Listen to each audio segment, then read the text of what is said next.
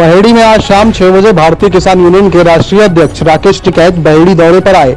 नमस्कार साथियों, आप देख रहे हैं एबीपी 9 न्यूज और मैं शिवन यादव हूं आपके साथ। इस वक्त की बड़ी खबर उत्तर प्रदेश के जिला बरेली से है। दरअसल आपको बता दें कि बरेली के बहेड़ी क्षेत्र में आज शाम भारतीय किसान यूनियन के प्रवक्ता राकेश टिकैत गत्ता फैक्ट्री पर पहुंचे, जहां पर उन्होंने कहा एक किसान की सभा को संबोधित करते हुए कि ये जो केंद्र सरकार है वो किसी पार्टी की नहीं है बल्कि पूंजीपतियों की सरकार है। अगर राजनीतिक पार्टी की होती तो अब तक हमारा धरना प्रदर्शन चलता नहीं बल्कि बातचीत के जरिए खत्म हो चुका होता। हम किसान 8 महीने से धरने पर बैठे हैं, लेकिन सरकार बात करने को तैयार नहीं है। जब देश की आजादी की लड़ाई में 90 साल लगे थे, हमारे आंदोलन को अभी 8 महीने हुए हैं और हमने भी सरकार से कह रखा है जब तक हम तीनों काले कानून वापस नहीं ले लेते तब तक हम किसान घर वापस नहीं जाएंगे। आंदोलन चाहे 30 या 35 साल तक चले, हम किसान अगली पीढ़ी को भी तैयार कर रहे हैं। सरकार के साथ विपक्ष को भी जमकर कोसा। कहा कि जब किसान आंदोलन के लिए हमने विपक्षी पार्टी से समर्थन के लिए चिट्ठी लिखी तो कोई जवाब नहीं आया। उन्होंने किसानों से अपील की कि 22 तारीख से दिल्ली में संसद भवन का घेराव करेंगे।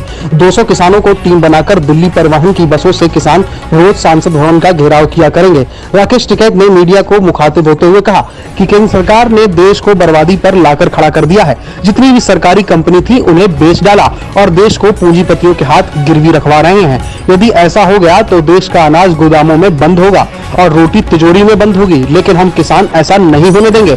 अगले महीने के 15 तारीख को मुजफ्फरनगर में बड़ी पंचायत है जिसमें सरकार से बैठकर बात होगी। यदि सरकार कृषि बिल कानून वापस लेती है तो हम आंदोलन खत्म कर देंगे। यदि हमारी मांगे पूरी नहीं होती तो हमारा आंदोलन और बड़ा हो जाएगा। नमस्कार साथियों, खबरों में बने रहने के लिए देखते रहिए आपका अपना न्यूज चैनल एबीपी 9 न्यूज, हर खबर आप तक। क्या वजह है और किसान की क्या स्थिति है, थोड़ा विस्तार। अब तो पूरे देश में हम जाएंगे, मीटिंगें करेंगे, लोगों को जागरूक करेंगे सरकारों की क्या क्या नीति रही है। और खास करके अगर उत्तर प्रदेश की हम बात करें, जहाँ पे आए ये उत्तर प्रदेश का हिस्सा है, गन्ने का बड़ा बकाया यहाँ पे है पूरे प्रदेश में और पूरे देश में करीब 20,000 करोड़ रुपए के आसपास है। खाली उत्तर प्रदेश का 10,000 करोड़ रुपए के लगभग है। बिजली के रेट यहाँ पे पूरे देश भर में सबसे महंगे हैं। वो एक वजह है। यहाँ पे खरीद नहीं होती, एमएसपी पे खरीद नहीं यहाँ पे हो रही, वो एक बड़ा इशू है। ये सारे के सारे इशू यहाँ पे रहेंगे। आलू के किसान पूरा बर्बाद होगा, जो पूरा ये बुलंदशहर और अलीगढ़ वाली पूरी बेल्ट है, सबसे ज्यादा लोग आलू का किसान आत्महत्या कर रहा है। तो ये सारे इशू रहेंगे। इस इशू के लिए यहाँ पे और पूरे देश भर में हमको जाना पड़ता है। सर, इस सरकार ने जुमले ही जुमले किए हैं, इसके बारे में सर कुछ कहना चाहेंगे आप? तो आम जनता को सबको पता है, ये जो कह रही है वो करना ही नहीं। जो इन्होंने घोषणा पत्र में कहा था कि स्वामीनाथन कमेटी की रिपोर्ट को हम लागू करेंगे, वो लागू नहीं करेंगे। तो उससे जिस तरह से यहाँ पे एमएसपी की बात चल रही, 3 कानून की बात चल रही, वो सरकार नहीं कर पा रही। 15 लाख रुपए की भी बात करी थी, तो नौजवान पूरा एक तरफा सरकारों के साथ में गया, तो उसकी भी बात उन्होंने करी। वहाँ पे है कुछ नहीं, क्योंकि सरकार अगर किसी पार्टी की होती तो वो जरूर बातचीत कर लेती, क्योंकि सरकारें तो पार्टी की बनती है तो बात करती है।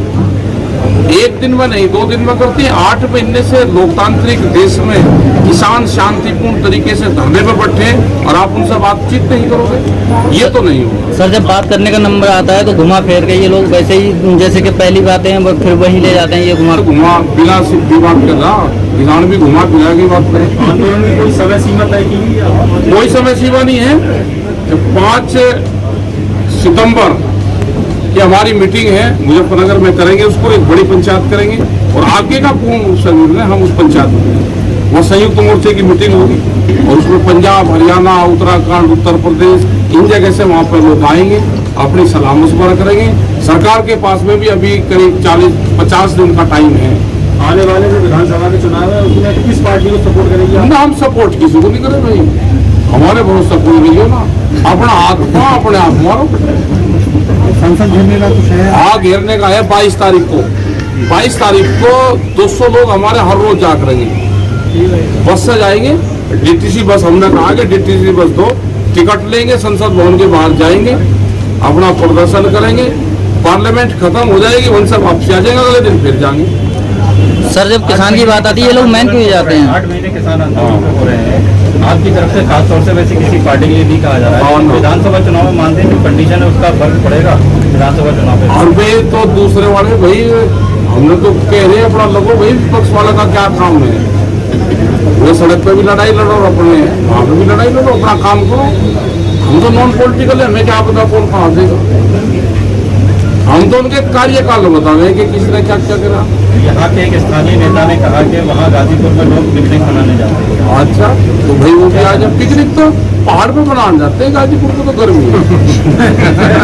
पिकनिक तो नहीं, वहाँ तो जो उनके कई मंजिली की कोठी बनी हुई थी, जो अपने खेत में रहते थे वे किसान बांस के मकान में रहते हैं गर्मी में, तो गर्मी में पिकनिक तो नहीं हो सकता।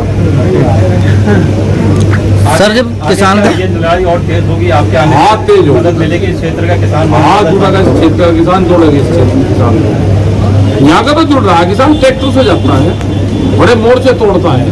ट्रैक्टर पे बम्पर चाहिए बड़े, ट्रैक्टर पे बम्पर, बड़ा ट्रैक्टर, आगे बम्पर मजबूत चाहिए उस पर।